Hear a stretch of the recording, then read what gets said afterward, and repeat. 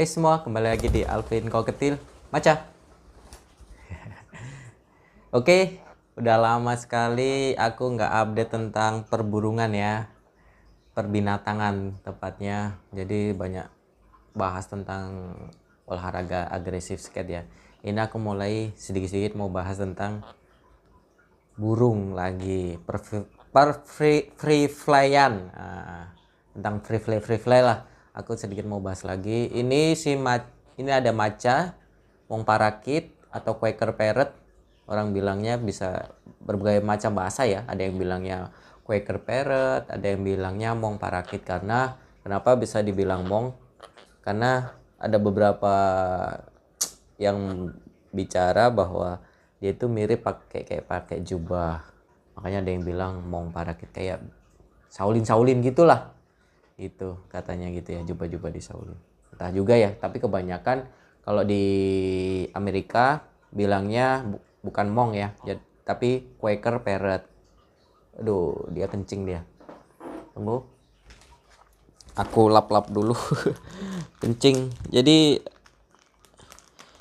aku bakal update sedikit tentang perkembangan burungku sekarang ya. Khususnya si mong ini teman-teman ya. Si mong ini tuh udah nggak pernah aku free fly kan lagi teman-teman. Udah lama sekali nggak pernah aku free fly kan. Terus jarang ku mainkan tuh, jarang ku mainkan. Cuman dikasih makan aja. Apakah dia tetap jinak? Jadi teman-teman bisa lihat tadi dia sempat terbang terus datang di tanganku lagi. Tadi pas di video pas awal-awal tadi dia tetap bisa datang di tanganku, tapi mungkin kalau sengaja dipanggil akan sulit karena sudah tidak pernah dilatih fly to me lagi. Bisa nggak dilatih fly to me lagi? Tentu saja tetap bisa. Nah, caranya ya sama, tetap yang biasanya dia makan di tempat pakannya kita harus hand feed teman-teman, atau dikasih makan dari tangan langsung biar dia ketergantungan sama kita lagi gitu loh, dekat lagi lah ibaratnya. Itu salah satunya, itu ketergantungan dan tingkat bondingnya itu makin kuat lagi gitu, tetap bisa. Ini karakternya kalem, usianya udah setahun ya, tahunan lah mungkin ya, entah setahun lebih entah setahun lah, minimal ini setahun lah. Usia udah setahun, karakternya masih friendly teman-teman. Tuh, nggak galak kayak Sun Connor. Kalau Sun Connor kan usia-usia segini, setahun gini tuh udah galak teman-teman. Dan suka gigit-gigit. Apalagi jarang dihandle ya. Ini masih friendly. Mungkin di kandang ya, di kandang itu dia itu nggak gigit, cuman kayak pegangan tangan kita, jari kita gitu, kayak digigit gitu loh. Karena basic paruh bengkok kan suka bisa megang si paruhnya itu untuk megang dahan atau apa gitu. Jadi paruhnya tuh kuat teman-teman untuk pegangan gitu di samping kakinya. Ya, ini warnanya seperti ini teman-teman bisa lihat. Ini usia udah setahunan lah. Warnanya ya kayak gini-gini aja kalau mong ya. Nah, ini kayak gini tuh dia gatel paruhnya. Mau gigit-gigit, tapi ya lumayan. Tetap aja ada, kalau dia main-main tangan kita, gigit-gigitin tangan kita, itu adalah karakter dasar atau bawaan dari paruh bengkok ya. Paruh bengkok itu memang punya karakter itu suka gigit-gigitin kecil gitu teman-teman. Yang jadi masalah beberapa paruh bengkok kalau mainan gigit-gigit itu sakit. Nah, ya kayak gini nih contoh nih kayak gini nih. Dia tertarik dengan jempolku kan. Nah, dia akan mulai gigit-gigit mainan gitu. Cuman lumayan sakit kalau dibiarkan. Nah, kalau biar nggak kayak gini, semua kayak gigit kayak gini ya, kita ganggu aja gini biar dia nggak nyaman, akhirnya dia ngelepasin. Nah, kalau mong ini dia mau. Nah, maca tuh dia terbang, dipanggil masih datang. Karena apa ya, si paruh bengkok yang ini, Quaker parrot ini, menurut aku bondingnya lumayan bagus ya.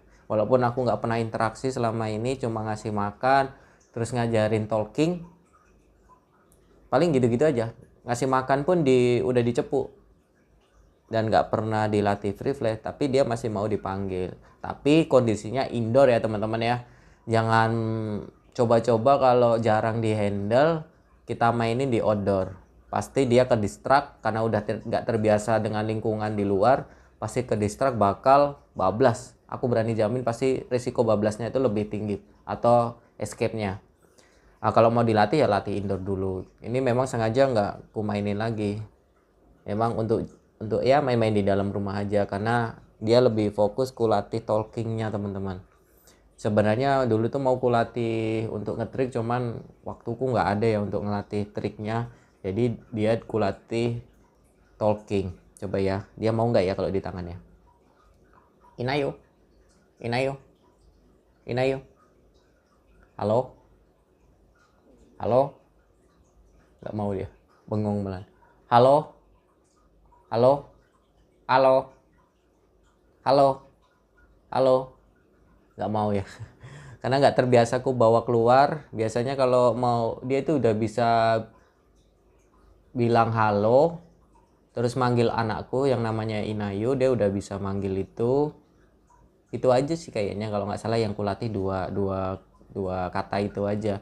Dan itu lumayan sih, lumayan jelas walaupun suaranya tuh kalau Quaker itu nggak terlalu jelas ya, nggak kayak burung kakak tua atau African Grey atau Beo, nggak sejelas itu. Bahkan lebih jelas burungku jalak nias yang di luar itu daripada Simong ya menurut aku ya. Kalau jalak niasku tuh bener-bener suaranya jelas sekali. Kalau dia itu suaranya agak serak-serak berat gimana gitu, kayak contoh ya ini ya. Ah gitu dia. Jadi nyeret gitu teman-teman. Nah gitu. Jadi nggak terlalu jelas dan apa ya? Powernya itu suaranya tuh nggak terlalu lantang. Terus untuk karakternya ini paling enak dipelihara di dalam rumah daripada parrot-parrot yang lain ya. Contoh ada YSC Pineapple yang lebih kecil dari dia. YSC Pineapple itu lumayan berisik teman-teman, sesekali lumayan berisik. Dia biasanya berisik itu kalau YSC Pineapple itu kalau ada orang, ada interaksi sama orang atau pas aku ganti minumnya diambil karena mau diisi, biasanya YSC Pineapple ku tuh bakal berisik. Tapi kalau Mong itu nggak terlalu tempat di rumahku ya, yang karakter punya aku ya. Lebih apa ya, lebih banyak diam lah ya. Paling ngoceh-ngoceh gitu, malah talking karena dia bisa talking dan suaranya nggak terlalu kuat, akhirnya nggak mengganggu lingkungan dalam rumah ya gitu. Dan jarang teriak-teriak kayak seperti Sun Connor. Kalau Sun Connor kan lebih sering teriak ya dia ya, mekik-mekik gitu. Itu biasanya kalau dipelihara di dalam rumah itu biasanya sangat mengganggu ya, apalagi kalau udah piaranya lebih dari satu aja. Sun Connor itu sangat mengganggu. Nah, untuk menjadi solusi yang pengen pelihara paruh bengkok, ini salah satu alternatif ya. Bodinya nggak terlalu kecil dan nggak terlalu besar. Memang di bawahnya Sun Connor, tapi di atasnya Pineapple dan YSC atau parkit-parkit yang kecil seperti Pineapple, YSC sama parkit Australia. Mentalnya lebih bagus daripada parkit Australia. Yang pasti parkit Australia kan gampang kagetan tuh. Terus lumayan dia kalau teriak, lumayan mekik juga. Bentar ya, buang kotoran dia. Lumayan mekik juga parkit Australia itu. Dia ini nggak kayak gitu karakternya ya. Lebih sering kalau apa ya, kesepian lebih sering ngoceh dia, kayak talking gitu dia, daripada mekik manggil kita ya. Tuh. Ini udah sebenarnya udah bisa di breed ya. Cuman kalau burung jinak gini di breed tuh agak lebih sulit ya daripada burung yang sengaja diliarkan ya teman-teman ya. Jadi kalau mau fokus ngebreed ya jangan terlalu jinak sih menurut aku ya. Kalau untuk aduh lumayan nih sakit. Nah ini kayak gini nih lumayan sakit. Ini kalau kayak gini harus diganggu. Ini ngomong nih. Inayo, Inayo, Inayo. Halo, halo, Inayo, Inayo. Gak mau dia. Inayo. Lumayan dia. Makanya kalau gigit-gigit itu sebenarnya kebiasaan dia, karakter dia, tapi bisa dikurangi lah. Kalau dia sudah mulai gigit yang serius, jangan dikasih malahan. Kita apa ya? Kita ganggu lah. Nah, sama kayak gigit jempolku nih. Kayak tadi ya kita gini-gini kan aja jempol kita biar dia nggak nyaman. Ini masih jinak teman-teman. Dan untungnya masih sanggup terbang ya. Ini nih gigit. Ini.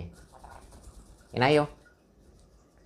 Karena burung yang jarang terbang, apalagi seukuran body yang gemoy-gemoy kayak mong gini, biasanya jadi berat terbangnya. Ini masih oke sih. Nih coba aku terbangin ya. Maca. Balik ke kandang. Ntar ya, aku ambil dulu ya. Dia masih bisa terbang, tapi udah berat badannya ini tuh. Udah gemuk kali. Terus tadi turun ke bawah kandang, nggak mau terbang lagi dia, capek dia. Karena udah jarang terbang. Ini harus dilatih sih kalau mau ini. Yang penting masih bisa terbang. Masih kuat terbang. Harus dilatih fly to me 1 meter dulu teman-teman, biar otot sayapnya kuat lagi kalau masih mau dilatih ya. Buat burung yang jarang terbang ya. Nah. Ini karakternya tuh lebih friendly lah untuk orang tua yang mau ngajarin anaknya memelihara binatang, lebih peduli sama binatang. Ini salah satu paruh bengkok yang lebih friendly untuk dihandle sama anak-anak ya, karakternya ya, daripada Sun Conure ya. Karena Sun Conure itu lumayan kalau udah dewasa itu lumayan sakit kali teman-teman gigitnya. Serius sekali dia kalau gigit si Sun Conure. Ini lebih friendly lah. Atau YSC atau Pineapple lumayan friendly, cuman ini karakternya yang lebih anteng ya menurut aku ya, lebih anteng ya. Kenapa bersin-bersin kamu? Nih, untuk makan ya. Ini videonya lumayan panjang. Untuk makan, aku makan millet teman-teman. Bisa juga dikasih fruity blend ya kalau nggak salah ya, yang pellet itu pellet buah, atau mau dikasih buah juga bisa. Kalau dia udah terbiasa dengan buah, kasih buah mau dia. Cuman kalau aku kebanyakan full millet, dikasih jagung juga bisa. Cuman jagung ini kalau jarang terbang karena kandungan karbonya tinggi ya, jagung ini kebanyakan jadi obesitas teman-teman kalau dia jarang terbang ya, kalau dikasih jagungnya. Nah, kalau yang sering main free fly bagus itu jagung itu untuk penambah tenaga dia teman-teman. Itu kalau untuk dietnya, biar karena dia jarang-jarang terbang keluar, main capek, untuk diet tuh millet udah cukup ya. Millet, airnya ya air mineral itu teman-teman, air putih. Untuk vitamin udah jarang ku kasih ya, karena jarang ku bawa keluar, kecuali kalau sering, karena dia posisinya di indoor ya teman-teman ya. Tapi kalau posisi burungnya di outdoor, penggunaan vitamin itu sangat penting ya, vitamin burung untuk menjaga daya tahan burungnya. Dulu pas dia masih aktif free fly, itu rajin ku kasih vitamin sama minyak ikan teman-teman, minyak ikan. Nah biasanya itu untuk menjaga bulu-bulu dia biar tetap halus teman-teman, karena sering main di luar, menjaga daya tahan juga karena sering ketemu burung lain ya pas zamannya masih free fly ya.